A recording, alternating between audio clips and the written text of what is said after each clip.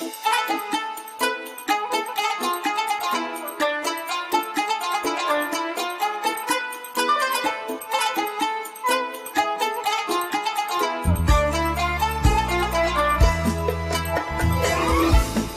അലൈക്കും വറഹ്മത്തുള്ളാഹി വബറകാതുഹു. എല്ലാ മാന്യ പ്രേക്ഷകർക്കും ഖുർആൻ സദ്വചനത്തിലേക്ക് ഹൃദയം നിറഞ്ഞ സ്വാഗതം. വിശുദ്ധ റമളാൻ പകുതി പിന്നിട്ടിരിക്കുന്നു. ഷഹ്റുൽ മുവാസാത്ത്, പരസ്പര വിശാലതയുടെ ഒരു മാസം കൂടിയാണിത്. പരസ്പരം സഹായിക്കാൻ, സഹാനുഭൂതിയുള്ള ഒരു മനസ്സ് കൈവരിക്കാൻ ഒക്കെ പ്രചോദിപ്പിക്കുന്ന ദിനരാത്രങ്ങളിലാണ് നമ്മളുള്ളത്. തീരെ സന്മനസ്സില്ലാത്ത, ഉദാരതയില്ലാത്തവർ പോലും വിശാലമായി ദാനധർമ്മങ്ങൾ ചെയ്യുന്ന ഒരു കാലമാണിത്.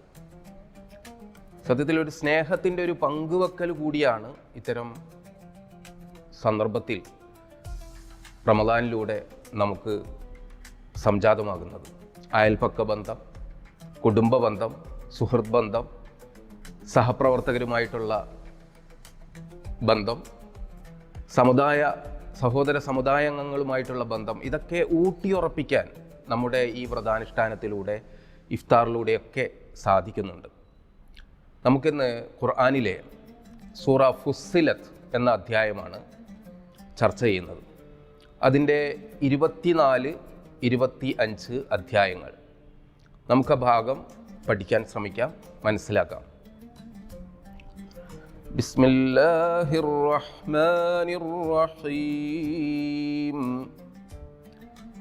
വലാ തസ്തവിൽ ഹസനതു വലസ്സയ്യിഅ ഇദ്ഫഅ ബില്ലതി ഹിയ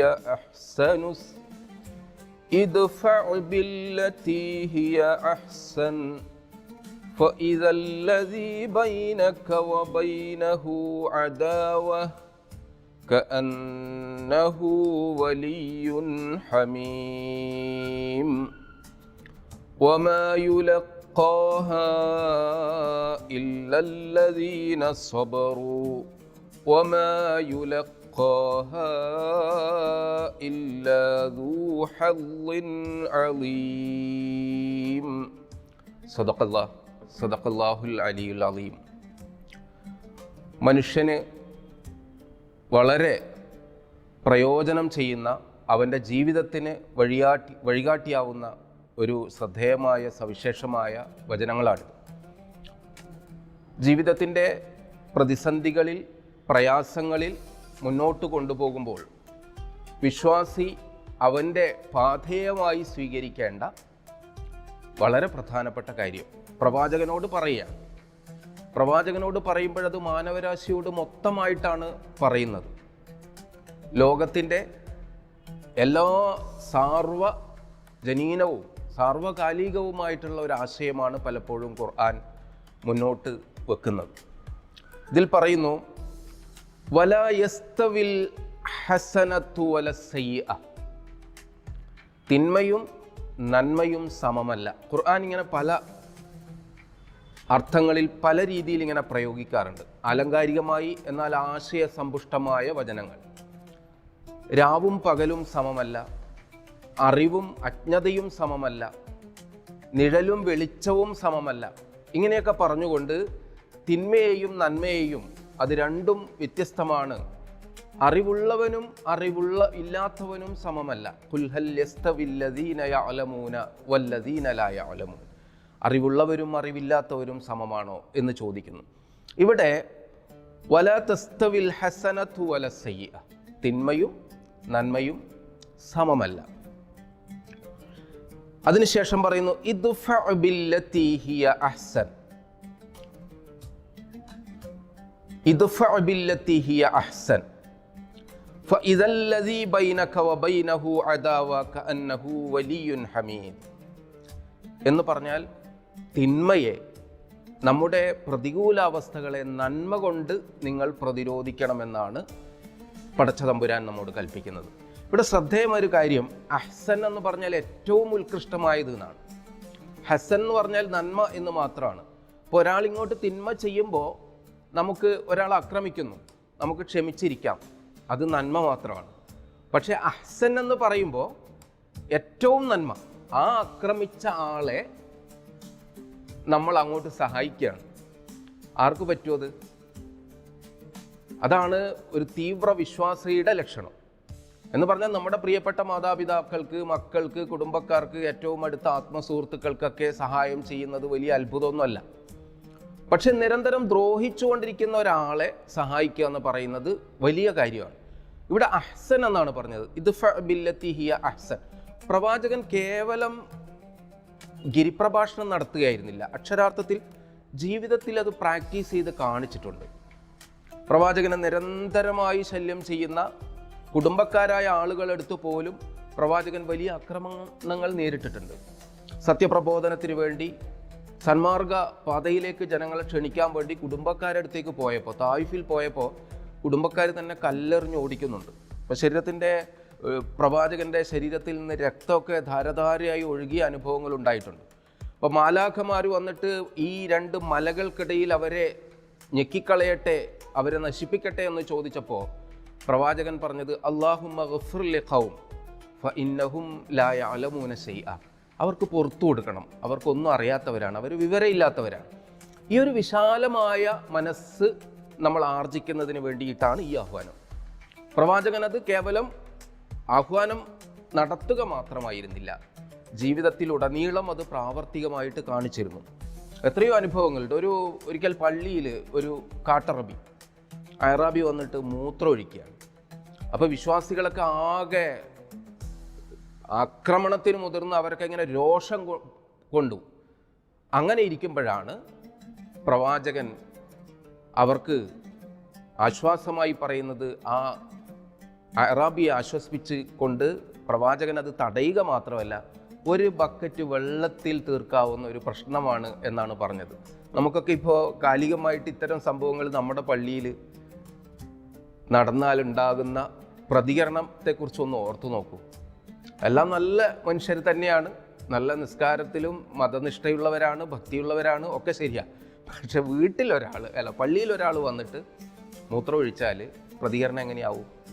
അപ്പോൾ പ്രവാചകൻ പറഞ്ഞത് അത് ഒരു ബക്കറ്റ് വെള്ളത്തിൽ തീരുന്ന ഒരു പ്രശ്നമാണ്. അപ്പോൾ കാലാകാലമായി മനുഷ്യ സമൂഹത്തെ ഉണർത്തിക്കൊണ്ടിരിക്കുന്നത് ഇത് തന്നെയാണ്.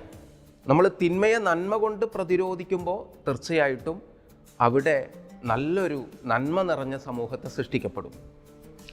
മറ്റൊരു കഥയിൽ പറയുന്നത്, പ്രവാചകനെ നിരന്തരം ശല്യപ്പെടുത്തുന്ന, മാലിന്യങ്ങൾ അഭിഷേകം ചെയ്യുന്ന ഒരു ജൂത പെൺകുട്ടി പ്രവാചകൻ ഒരിക്കൽ വഴിയെ നടന്നു പോകുമ്പോഴൊക്കെ ഈ ജൂത പെൺകുട്ടി ആക്രമിക്കും. അപ്പോൾ ഒരിക്കൽ അസുഖമായിട്ട് വീട്ടിലായപ്പോൾ പ്രവാചകൻ അവരെ സന്ദർശിക്കുകയാണ്. എന്നിട്ട് പറയുന്നത്, ഇങ്ങനെ എന്നെ ശകാരിക്കാത്തത് കൊണ്ട് മോൾക്ക് വലിയ വിഷമങ്ങളൊക്കെ ഉണ്ടാവുമല്ലേ, വീട്ടിലായിപ്പോയല്ലേ, രോഗം പെട്ടെന്ന് ഭേദമാവട്ടെ എന്നൊക്കെയാണ് പറയുന്നത്. ആർക്കെങ്കിലും സങ്കല്പിക്കാൻ പറ്റുമോ? നമ്മളൊക്കെ പറഞ്ഞാൽ അത് അങ്ങനെ തന്നെ വേണം, അത് ശാപമാണ്, പ്രവാചകനെ ആക്രമിച്ചത് കൊണ്ടുണ്ടായതാണ്, അവൾക്ക് അങ്ങനെ തന്നെ വേണം. ഇതൊരു വിശ്വാസിയുടെ ഭാഗത്ത് നിന്ന് ഉണ്ടാകേണ്ട കാര്യമല്ല. ഈ രീതിയിലാണ് ഇദ്ഫ ബില്ലത്തി ഹിയ അഹ്സൻ, ഏറ്റവും നല്ല രീതിയിൽ നമ്മൾ പ്രതികരിക്കണം. അപ്പം നമ്മൾ ഒരാളെ കൊല്ലാൻ വന്ന് അയാൾക്ക് എന്തെങ്കിലും ഒരു അപകടം പറ്റി ചോര ഒഴുകിക്കൊണ്ടിരിക്കുമ്പോൾ നമ്മളാണ് പോയിട്ട് ആദ്യം അവന് ചോര നൽകേണ്ടത്. അതാണ് യഥാർത്ഥത്തിൽ വിശ്വാസത്തിൻ്റെ ഏറ്റവും ഉയർന്ന തലം. അതിനുശേഷം പറയുന്നത്, ഫഇദല്ലദീ ബൈനക വബൈനഹു അദാവ കഅന്നഹു വലിയ്യുൻ ഹമീദ്.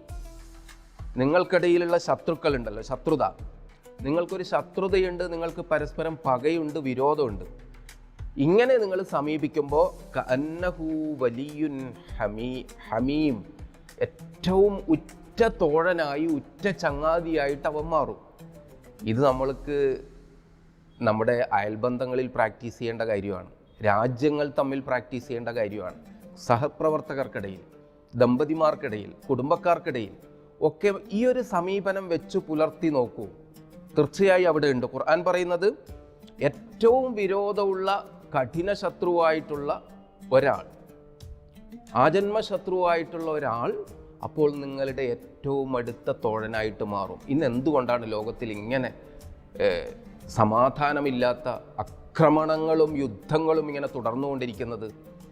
വാശിയുടെയും വൈരാഗ്യത്തിൻ്റെ പേരിൽ ഇത് തുടരുന്നത്. ഒരാൾ തീർച്ചയായിട്ടും അതിനെ നന്മ കൊണ്ട് നേരിടുകയാണെങ്കിൽ തീർച്ചയായും തിന്മയെ നന്മ കൊണ്ട് നേരിടുകയാണെങ്കിൽ അവൻ ശത്രു മിത്രമാകുന്നത് കാണാൻ സാധിക്കും. അങ്ങനെ എത്രയോ അനുഭവങ്ങളുണ്ട്. നമ്മളിപ്പോൾ ഇപ്പോൾ യാദൃശ്ചികമായിട്ടുള്ള സംഭവങ്ങളൊക്കെ ചെറിയ വാക്പോരിൻ്റെ പേരിലാണ് കൊലപാതകത്തിൽ വരെ എത്തി നിൽക്കുന്നത്. നമുക്കൊക്കെ ഇപ്പോൾ ഞെട്ടി വിറങ്ങലിച്ച് നിൽക്കുകയാണ്. കവലകളിൽ അങ്ങാടികളിലൊക്കെ ചെറിയൊരു കാരണം മതി, പെട്ടെന്ന് കത്തിയെടുക്കുന്നു, കുത്തുന്നു, വെട്ടിക്കൊല്ലുന്നു. കാരണങ്ങൾ അന്വേഷിച്ചാൽ അവനോട് മോശമായി പെരുമാറി, രൂക്ഷമായി പെരുമാറി എന്നൊരു പ്രശ്നം മാത്രമാണ്. ഇപ്പോൾ നമ്മുടെ ഈ ഭാഗത്ത് തന്നെ നമ്മൾ കേൾക്കാറുണ്ട്, ഹോട്ടലിൽ പൈസ ചോദിച്ചതിന് ഭക്ഷണം കഴിച്ച കസ്റ്റമർ ചോദിച്ചതിൻ്റെ പേരിൽ പെട്ടെന്ന് കുത്തിമലർത്തി കൊന്ന കഥകൾ. അപ്പോൾ എല്ലായിടത്തും ഇങ്ങനെ കാണുമ്പോൾ അതിനെ മറികടക്കേണ്ട രീതി, നമ്മളൊരാളുടെ നിന്ന് തെറ്റുപറ്റിയാൽ പോലും അതിനെ നമ്മളും വൈകാരികമായിട്ട് എടുക്കുമ്പോഴാണ് കൂടുതൽ പ്രശ്നങ്ങൾ ഉണ്ടാവുക. നമ്മളൊന്ന് സോഫ്റ്റായിട്ട് നിന്നാൽ ചിലപ്പോൾ ആ പ്രശ്നം പരിഹരിക്കപ്പെടും. നമ്മുടെ ഒരു വൈകാരികമായി തള്ളിച്ചുകൊണ്ട് ചിലപ്പോൾ പ്രശ്നം, ഒരു പോലീസുകാരൻ വിളിച്ചിട്ട് എന്തെങ്കിലും പറഞ്ഞാൽ, നിങ്ങൾ ചോദ്യം ചെയ്യാനാരാ, നിങ്ങൾക്ക് അറസ്റ്റ് വാറണ്ടുണ്ടോ എന്നൊക്കെ തിരിച്ചു ചോദിച്ചാൽ ചിലപ്പോൾ വണ്ടിയിൽ പോക്കിയിട്ട് അവനെ കൊണ്ടുപോകും. അതേ സമയത്ത് സാറേ എനിക്ക് തെറ്റുപറ്റിപ്പോയി, ഞാൻ അത് ശ്രദ്ധിക്കേണ്ടതായിരുന്നു എന്ന് പറഞ്ഞിട്ടുള്ള ഒരു ഹംബിൾ റിക്വസ്റ്റാണ് അവൻ്റെ ഭാഗത്ത് നിന്നുണ്ടായതെങ്കിൽ പോലീസ് തന്നെ ആശ്വസിപ്പിക്കും, സാറില്ല നീ അത് ഒന്ന് ശ്രദ്ധിച്ചാൽ മതി. ഇതാണ് നമ്മുടെ സമീപനത്തിൻ്റെ, നമ്മുടെ പ്രതികരണത്തിൻ്റെ ഒരു മനഃശാസ്ത്രം. ആ മനഃശാസ്ത്രത്തിലേക്കാണ് ഖുർആൻ ഇവിടെ വിരൽ ചൂണ്ടുന്നത്. പക്ഷേ അത് എല്ലാവർക്കും സാധിക്കുന്ന കാര്യമല്ല എന്നും ഖുർആൻ പറയുന്നുണ്ട്. അടുത്ത വചനങ്ങൾ ഇങ്ങനെയാണ്: വമാ യുലഖാഹാ ഇല്ലല്ലദീന സബറൂ. എല്ലാവർക്കും അത്തരം കാര്യങ്ങൾ ലഭിക്കുകയില്ല. അങ്ങനെയുള്ള പ്രതികരണം നടത്താനുള്ള കാര്യം അവന് കിട്ടില്ല, അവനത് നൽകപ്പെട്ടിട്ടില്ല. ഇല്ല വമാ യുലഖാ ഇല്ലല്ലദീന സബറൂ, ക്ഷമാശീലർക്കല്ലാതെ. ഇപ്പോൾ ഭൂമിയോളം ക്ഷമിക്കുന്നവർക്ക് മാത്രമേ അത് സാധിക്കുകയുള്ളൂ. ഇപ്പോൾ സാധാരണ ഒരു കഥ നാടൻ ഭാഷയിൽ പറയാറുണ്ട്, ഒരു ഗുരു ക്ഷമിക്കണം, ജീവിതത്തിൽ എപ്പോഴും ക്ഷമ പാലിക്കണം എന്നിങ്ങനെ ഉപദേശിക്കുമ്പോൾ ആരെങ്കിലും ഒന്ന് ചെറുങ്ങനെ അടിച്ചാൽ പിന്നെ ക്ഷമിക്കണം, അത് വലുതായാലും ക്ഷമിക്കണം എന്നൊക്കെ പറയുമ്പോൾ ശിഷ്യൻ ചോദിക്കുന്നുണ്ട്, അല്ല നമുക്ക് നല്ല അടിച്ചിട്ട് ചോരയൊക്കെ വന്നാൽ ക്ഷമിക്കണമെന്നാണ് പറയുന്നത്. ആ ക്ഷമിക്കണം, എന്നാലും ഗുരു അങ്ങനെ ക്ഷമിച്ചാൽ നമുക്കെങ്ങനെ ശരിയാ, നമുക്ക് പ്രശ്നം വരില്ലേ, നമുക്ക് ആരോഗ്യത്തിന് പ്രശ്നം വരില്ലേ? ഇങ്ങനെ ചോദിച്ചുകൊണ്ടിരിക്കുമ്പോൾ ഗുരുവിൻ്റെ ക്ഷമയും തെറ്റിയാണ്. നിന്നോടല്ലടാ ക്ഷമിക്കണമെന്ന് പറഞ്ഞിട്ട് ആ കുട്ടിയെ അടിക്കാൻ നോക്കുകയാണ്. ഇതാണ് ക്ഷമയുടെ നമ്മുടെ ആധുനികമായിട്ടുള്ള അവസ്ഥകൾ. അപ്പോൾ ക്ഷമ പാലിക്കുന്നവർക്ക് മാത്രമാണ് ഇത് ചെയ്യാൻ സാധിക്കുക. അതോടൊപ്പം വമാ യുലഖാ ഇല്ലല്ലദീന സബറൂ വമാ യുലഖാഹാ ഇല്ലാ ദൂ ഹദ്ദിൻ അദീം. അപൂർവമായ സൗഭാഗ്യമുള്ളവർക്ക് മാത്രമേ ഇത് സാധിക്കുകയുള്ളൂ. അത് എല്ലാവർക്കും സാധിക്കുന്ന കാര്യമല്ല. അപ്പോൾ അത്തരം അപൂർവമായ സിദ്ധിയുള്ള, സൗഭാഗ്യമുള്ള, ക്ഷമാശീലരിലും ഒക്കെ പടച്ച തമ്പുരാൻ നമ്മളെ ഉൾപ്പെടുത്തുമാറാവട്ടെ. തീർച്ചയായും നമ്മുടെ ജീവിതം കൈവരിക്കുന്നതിന് ഇത്തരം സമീപനങ്ങൾ സമാധാനത്തിനും സന്തോഷത്തിനും ഒക്കെ നമുക്ക് അനിവാര്യമാണ്. ഈ വിശുദ്ധ ഖുർആൻ്റെ ഈ അധ്യായങ്ങൾ ജീവിതത്തിൽ മുറുകെ പിടിക്കാൻ പടച്ച തമ്പുരാൻ നമ്മെ അനുഗ്രഹിക്കട്ടെ. വആഖിറു ദഅ്വാനാ അൽഹംദുലില്ലാഹി റബ്ബിൽ ആലമീൻ. അസ്സലാമു അലൈക്കും വറഹ്മത്തുള്ളാഹി.